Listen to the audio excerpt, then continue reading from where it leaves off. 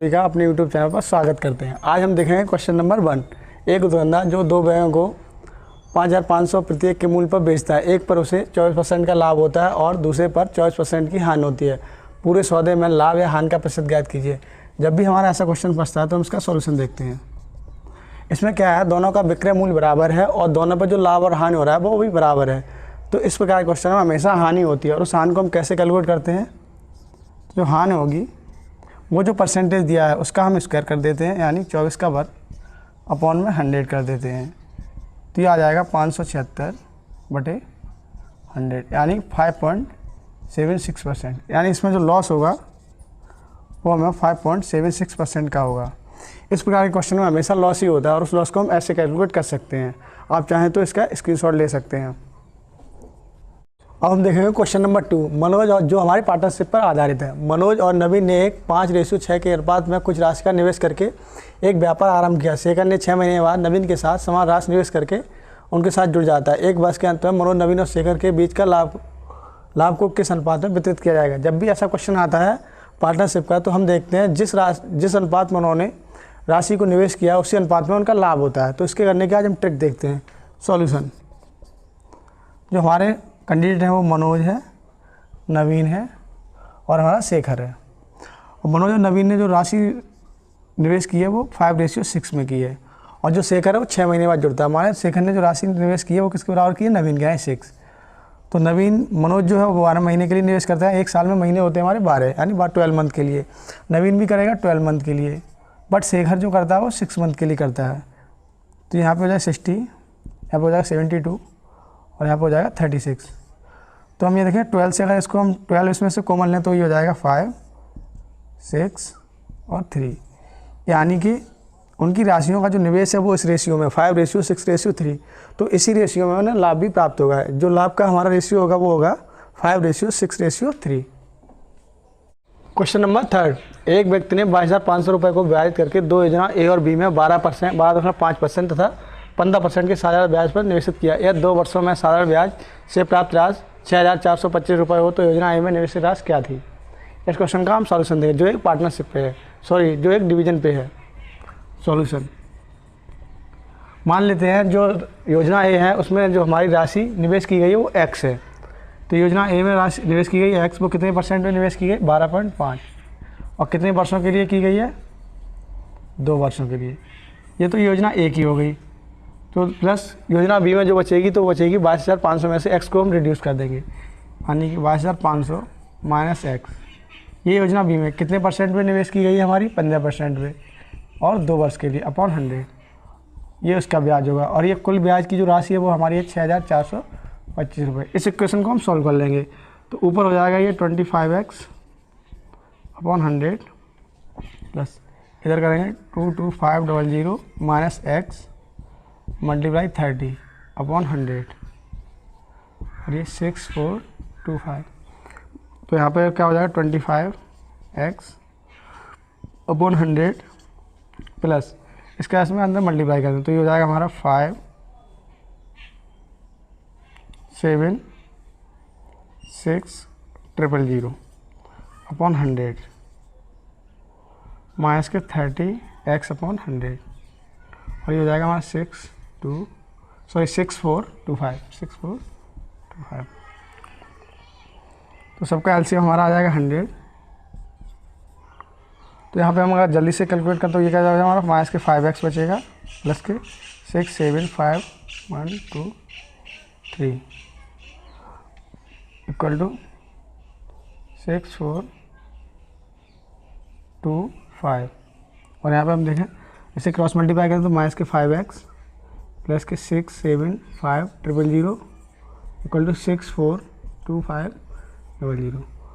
तो 5x उधर ले जाएंगे तो ये हमारा हो जाएगा 6, 7, 5, 000 माइनस 6, 4, 2, 5, 000 इक्वल टू 5x। तो हम यहाँ पे देखेंगे 0, 0 और यहाँ पे हमारा 10, 10 में 5 हो जाएगा और यहाँ पर हमारा आएगा 4 में से 2 गया तो ये 2 हो जाएगा और यहाँ पर हमारा 7 में से 4 गया ये 3 इक्वल टू 5x। तो यहाँ से हम देखेंगे जो हमारा x आएगा, x इक्वल टू हो जाएगा हमारा 32,500 अपॉन 5, एक कैंसिल आउट करेंगे 6,500, x इक्वल टू 6,500, 6,500। यानी कि जो योजना ए है उसमें जो राशि हमारी निवेश की गई है वो है 6,500 रुपये, और जो योजना बी में होगी वो भी हम आसानी से कैलकुलेट कर सकते हैं। 22,500 में से 6,500 रुपये को हम रिड्यूस कर देंगे तो जो राशि बचेगी वो योजना बी में हमारी निवेश की गई होगी। तो योजना बी में कितनी होगी, वो होगी हमारी 16,000, और योजना ए में कितनी है 6,500 रुपये।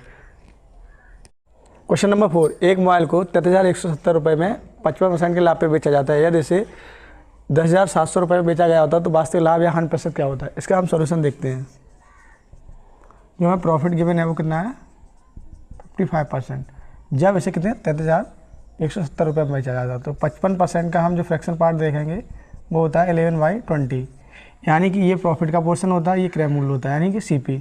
तो टोटल हमारा कितना है 31 की वैल्यू हमें कितनी गिवन है 33,170।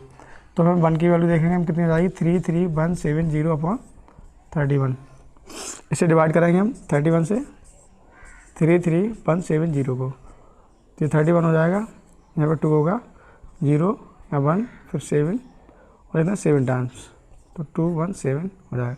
यानी जो हमारे यहाँ वैल्यू आएगी वो आएगी हमारी 1070, यानी 1 की वैल्यू। और इसका जो CP है वो कितना है 20, तो इसका कॉस्ट प्राइस हमारा निकल के आएगा 20, तो कितना हो जाएगा 20 मल्टीप्लाई 1070, यानी 1070। क्योंकि जो हमारी 1 की वैल्यू आई है वो आई हमारी 1070, और जो CP हमारा एक्चुअल में वो है 20। कैलकुलेट कर लेंगे हम CP को, तो ये हो जाएगा 1,2 यानी 21,400 रुपये। ये हो जाएगा हमारा 21,400 रुपये, यानी इसका जो कॉस्ट प्राइस है वो है 21,400 रुपये, और बेचा गया है 10,700 में। तो हम इसके यानी हमारा हुआ लॉस, तो लॉस हमारा कितना हुआ है वो देखते हैं। कितने में बेचा गया 10,700 में, और है हमारा 21,400 का,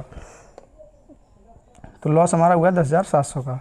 कितने पर हुआ है 21,400 पे, मल्टीप्लाई बाई 100।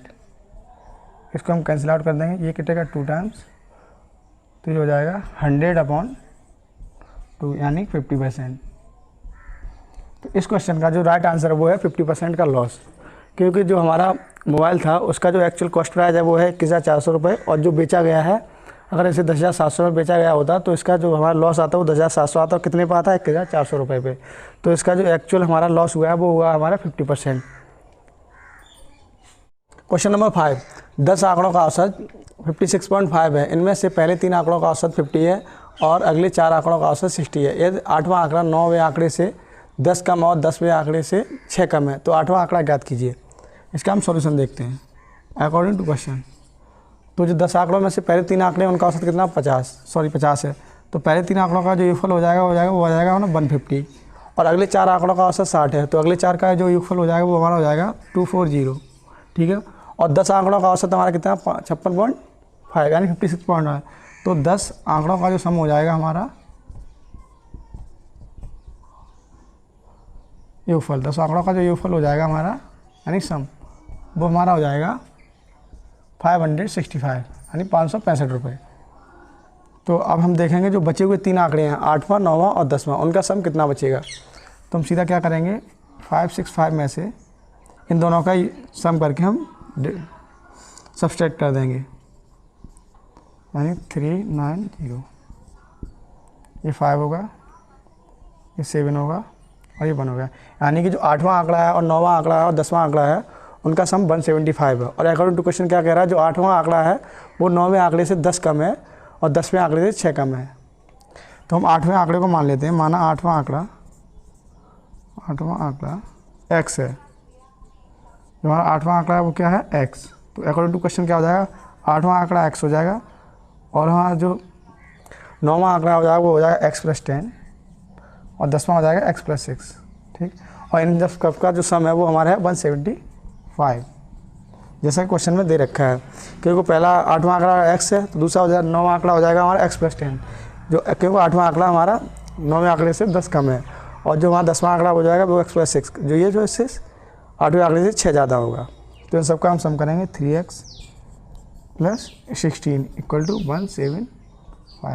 तो 3x = 175 - 60, तो हम देखें आंसर क्या आएगा 9, 6, 95 और यहाँ पे हो जाएगा 1, ये 3x की वैल्यू है। तो यहाँ से जो x की वैल्यू आएगी वो आएगी हमारी 159/3, 5 टाइम्स और ये 3 टाइम्स, यानी x इक्वल टू हमारा क्या आ जाएगा 53। यानी जो 8वां आंकड़ा है उसकी वैल्यू हमारी कितनी है 53। और अगर हमें 9वां आंकड़ा पूछा गया होता तो वो भी हम आसानी से कैलकुलेट कर सकते थे। वो होता हमारा 53 में हम 10 ऐड कर देते तो हो जाता 63। अगर 10वां पूछा गया तो 53 में हम 6 ऐड कर देते तो हो जाता वो हमारा 59। आराम से हम सभी वैल्यू को कैलकुलेट कर सकते थे। ये और ये इस क्वेश्चन का सॉल्यूशन है।